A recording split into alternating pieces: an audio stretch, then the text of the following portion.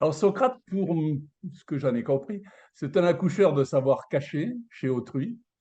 Et il a une remise en cause des croyances qui l'a amené à la ciguë quand même, hein. Donc c'était quand même quelqu'un qui, je dirais, d'une manière, avec des mots simples, euh, on l'aurait peut-être considéré aujourd'hui un peu comme un asocial. Donc, le syndrome d'Asperger, euh, c'est considéré un petit peu comme la Rolls-Royce de l'autisme. Aujourd'hui, on n'utilise plus tellement ce terme. On parle d'autisme de haut niveau. Ça veut dire que c'est un autisme sans déficience intellectuelle et qu'un certain nombre de personnes Asperger peuvent avoir une théorie de l'esprit et peuvent aussi avoir, contrairement à ce qu'on pensait, de l'empathie, et notamment une empathie émotionnelle. D'ailleurs, tous les autistes ont de l'empathie, mais seulement ils vont pas nécessairement avoir une empathie cognitive. Effectivement, Socrate était quelqu'un qui accordait peu d'attention aux apparences. Il allait nu-pieds, il était dans la pauvreté. Ce qui comptait pour lui, c'était vraiment son centre d'intérêt euh, majeur, presque restreint, euh, mais qui s'étendait à toutes les disciplines. En fait, c'était justement de philosopher et de s'interroger sur ce qu'il y avait derrière les apparences. Donc, ça l'a amené à remettre en question les présupposés de son époque, à remettre en question la manière dont les gens voyaient le monde. Et Voilà. en accouchant ainsi les esprits, hein, c'est la maïeutique, c'est maïeutiquer en grec, ça veut dire accoucher, il amenait les gens à devenir presque plus intelligents que ceux-ci ne pouvaient penser l'être. On va passer à Léonard de Vinci, qui lui, d'ailleurs, vous l'avez identifié comme polymathe. Alors il faut nous expliquer ce qu'est un polymathe. Alors, un polymathe, c'est un érudit dans des domaines très variés.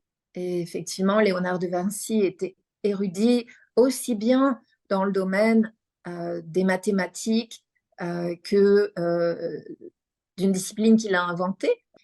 C'était donc Léonard de Vinci un polymathe en ce sens qui s'est intéressé à de nombreuses disciplines, que ce soit les arts, la peinture, le dessin, les caricatures, la sculpture, mais aussi il était metteur en scène, il a inventé des automates, il était également musicien, poète, un extrêmement bon danseur, euh, architecte, anatomiste, urbaniste, euh, astronome, écrivain, philosophe, enfin vraiment, il avait toutes les casquettes et à chaque fois il allait dans le détail jusqu'à un niveau d'érudition invraisemblable.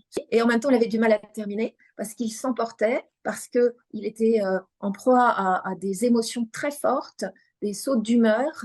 Il était aussi, il avait tendance à procrastiner, il avait du mal à s'organiser, à gérer son temps, à planifier. Et donc, on voit, bah, ça peut donner voilà, de l'espoir à de nombreux élèves TDAH. Hein.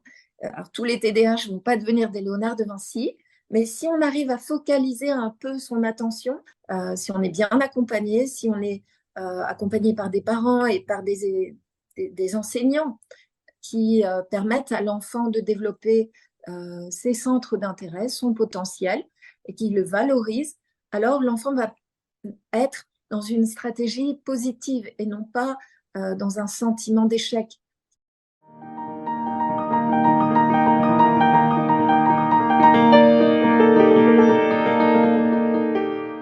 La notion d'archétype chez Jung, c'est une notion qui est parfois euh, en fait, mal comprise, c'est-à-dire que les archétypes, c'est l'engramme d'une représentation. Et c'est, par exemple, si je prends l'archétype de la mère, eh bien, d'une civilisation à l'autre, on ne va pas avoir la même expression, la même représentation. On peut avoir Cybèle, on peut avoir la Louve, on peut avoir les déesses de la préhistoire. Donc, on va avoir à chaque fois des représentations, comme la Vierge Marie ou autres, qui sont des représentations de la mère qui sont portées en fait par une civilisation, par une culture. Le point commun, on va dire, entre donc la notion d'archétype, l'inconscient collectif et par exemple euh, le monde transcendant de Socrate, c'est que finalement cet espace d'un conscient collectif, ce que moi je vais appeler l'inscient, il est comme orthogonal au nôtre. Mais c'est comme un espace qui serait de dimension nulle, replié sur lui-même, qui correspondrait également au bord de l'univers, où en fait toute l'information est codée sous forme mathématique. Et elle se déploie dans le réel, donc dans l'espace et dans le temps réel, et à ce moment-là s'exprime de manière manifestée, donc sous forme, on va dire, énergétique et matérielle. Alors que dans l'espace replié sur lui-même, où il n'y a plus de temps, où tous les temps sont superposés, et donc on peut dire qu'on a du temps imaginaire au sens mathématique, eh bien dans cet espace, on n'a plus que de l'information. Donc on est dans un espace qui n'est pas matériel. C'est comme de l'esprit pur. D'accord.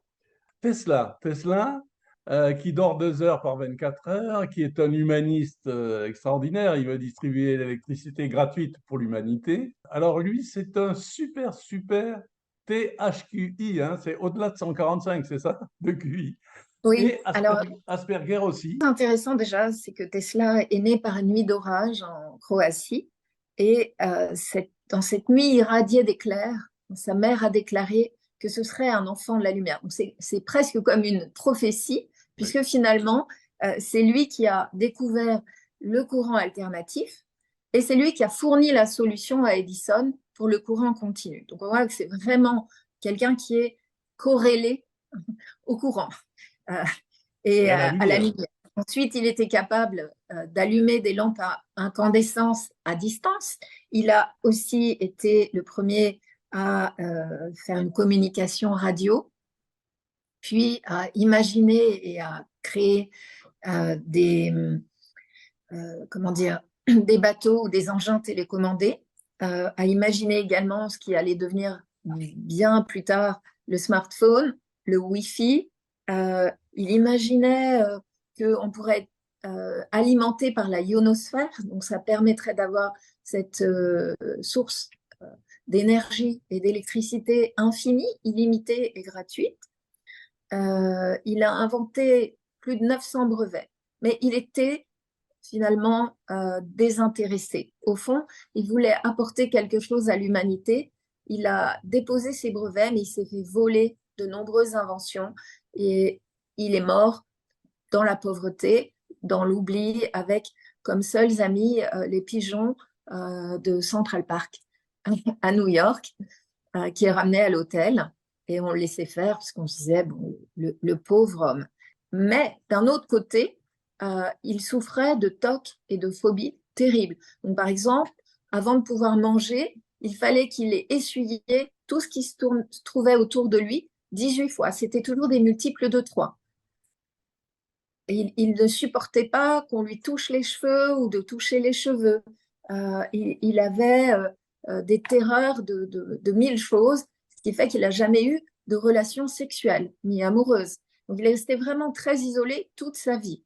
Euh, mais il avait aussi des dons pour les langues, comme on retrouve souvent hein, chez les Asperger. Oui. Le serbe, le tchèque, l'anglais, le hongrois, le français, l'allemand, l'italien et le latin. Voilà. Shakuntala Devi. Et elle, extraordinaire, elle est neurotypique. Je suis allé chercher sur le dictionnaire neurotypique. Alors, apparemment, c'est la seule qui n'a pas de trouble. Expliquez-moi pourquoi et dites-moi ce qu'elle savait faire d'extraordinaire. Alors, Shakuntala Devi, ce qui est tout à fait incroyable, c'est qu'elle est née dans un cirque en Inde et qu'elle n'a pas reçu d'instruction, hormis l'instruction que son père lui a donnée quand il a découvert qu'elle était hyper douée pour le calcul mental et que dès l'âge de 3 ans, en fait, elle gagnait au jeu de cartes, elle mémorisait toutes les cartes, elle avait une mémoire fantastique aussi, et elle a été capable de battre le premier ordinateur, l'Univac, de 12 secondes dans un calcul. Et dit-elle, elle aurait mis moins de temps si elle n'avait pas eu à énoncer le résultat, parce que en fait, elle ne calculait pas. Elle disait qu'elle avait une déesse qui lui soufflait le résultat dans sa conscience et qu'elle n'avait plus qu'à l'énoncer ou l'écrire, ce qui fait qu'elle avait instantanément le résultat. Donc, en 1955, Einstein est venu la rencontrer en lui disant, voilà, je vais vous écrire une équation au tableau, un calcul qui est très complexe. Moi, je mets 3 heures à le résoudre. Et instantanément, elle lui a donné le résultat. Einstein était éberlué, époustouflé. Il lui dit, mais comment vous faites? Et c'est là qu'elle lui explique qu'à nouveau, je ne calcule pas, j'ai juste le résultat qui s'inscrit dans ma conscience.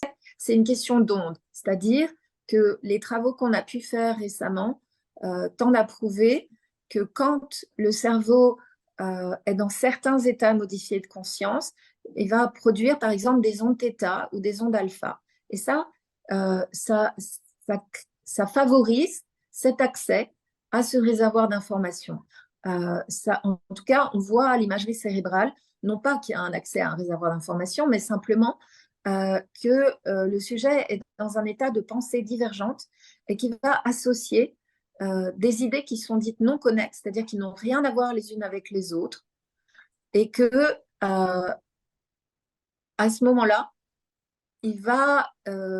ça va permettre des rencontres fructueuses, en fait. J'aimerais pour terminer que vous nous disiez quelques mots sur l'inscient, puisque vous avez fait une thèse de doctorat qui s'appelle Vers une nouvelle topique de l'appareil psychique. Il semblerait dans cette thèse qu'on parle d'une représentation du temps qui varierait selon les états et les troubles mentaux. Et par rapport à votre métier de clinicienne psychanalytique, j'aimerais savoir comment justement vos recherches et votre travail peuvent se relier sur ce concept de temps. Imaginez un cône, un cornet de glace. Voilà, un cornet de glace, la pointe du cône, c'est ce que j'appelle l'inscient. Et les bords du cône, c'est également l'inscient. C'est-à-dire que c'est comme si le cornet de glace était plongé dans une boule à 4 dimensions. Le cerveau ne se représente pas les 4 dimensions, mais c'est comme si on avait 4 dimensions d'espace. Et cette boule du cône, donc l'inscient, contient toute l'information de l'univers. Mais à chaque instant, elle est réinformée par ce qui se passe dans l'univers, par toutes les prises de conscience. Et donc, dans cet espace inscient, tout est codé sous forme mathématique. À l'intérieur du cône, donc, le temps se déploie, le temps réel, le temps mesurable par la physique. Le temps qui permet de dire que ça fait tant de temps qu'on se parle, par exemple. Ce qui relève de la conscience relève du temps réel, c'est-à-dire que pour devenir pleinement conscient de quelque chose, il faut créer un espace d'intersubjectivité, c'est-à-dire que, par exemple, quand j'énonce ce dont je crois avoir conscience à haute voix, à quelqu'un à qui je prête la capacité de me comprendre, à cet instant-là, je peux en prendre pleinement conscience. Plus on est proche du moment de notre incarnation, et plus on est proche, en fait, d'un point de vue chronologique, de ce point zéro. Puisque dans mon modèle, le cône de conscience, donc ce que j'ai expliqué comme étant lié à ces 3 dimensions, l'inscient, le transcient et le conscient, ce cône de conscience, il vient se ficher dans le cône cosmologique de lumière d'Einstein. Et donc, on comprend que au moment de notre incarnation, où on va dire la matière rencontre en quelque sorte le psychisme ou l'esprit, comme l'esprit pur, ou l'information au sens mathématique, à cet instant-là, on est en quelque sorte dans l'inscient, on baigne dans l'inscient. Ça explique les transmissions de pensée, ça explique la médiumnité, et ça explique aussi les trouvailles scientifiques, les trouvailles artistiques, le fait qu'on puisse avoir accès à ce réservoir en étant dans ces états modifiés de conscience.